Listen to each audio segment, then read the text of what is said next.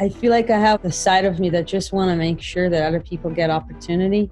Then there's the side of me that is the filmmaker and the storyteller, and that side has to abide and like wake up in the morning and not make decisions that are only based on the world that I want to see, but questions that I feel need to be asked.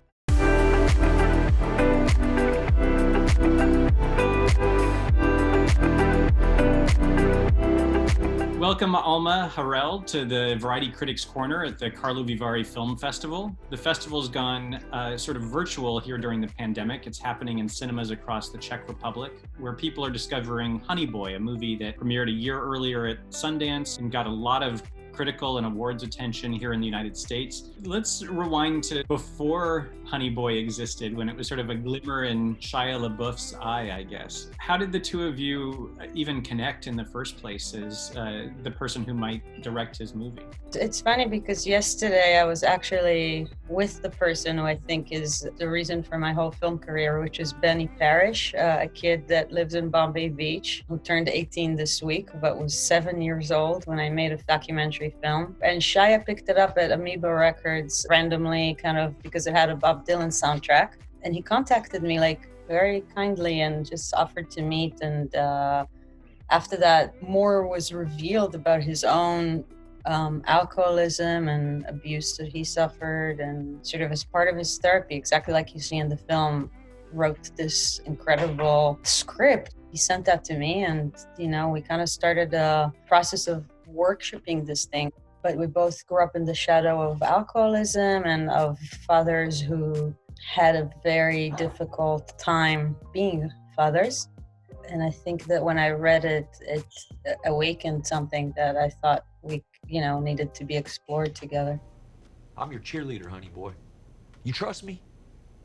There's a whole genre of movie, the kind of mommy dearest movie, where children are venting their anger at their parents who they thought were abusive or terrible. And here it's like Shia LaBeouf is trying to understand the circumstances of his own trauma. It was very scary in a way to make this film in this climate. I guess bringing into the light a lot of abuse, abusers, a lot of consequences of abuse, and to do this film actually from a perspective, a human perspective, of trying to really get to understand the relationship of the abuser and the child, but also the love that is between them, and the fact that sometimes as Shia wrote so brilliantly in the film, the greatest thing my father ever gave me was pain, and you want to take that away, and understanding that pain has fueled his creativity and his art form and defined him in some ways.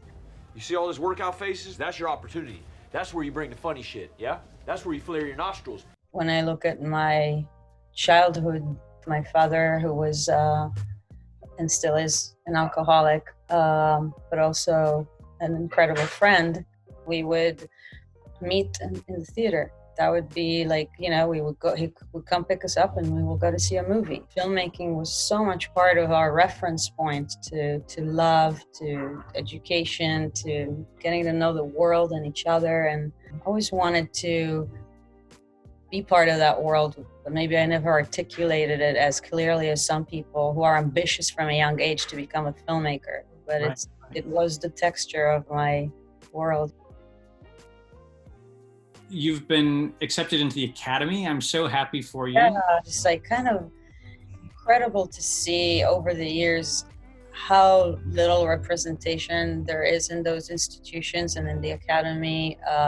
There's at least a genuine effort done to change that, and seeing the people that were joining the Academy this year has given me some hope regarding the kind of discussion, but also the kind of way that we need to look at, like you called it, like a new wave of filmmakers and people that should be looked at as filmmakers and not just as a risk. So many people in the industry look at filmmakers like me and many of other people on that list as a risk they're taking, where actually they should really see it as the future.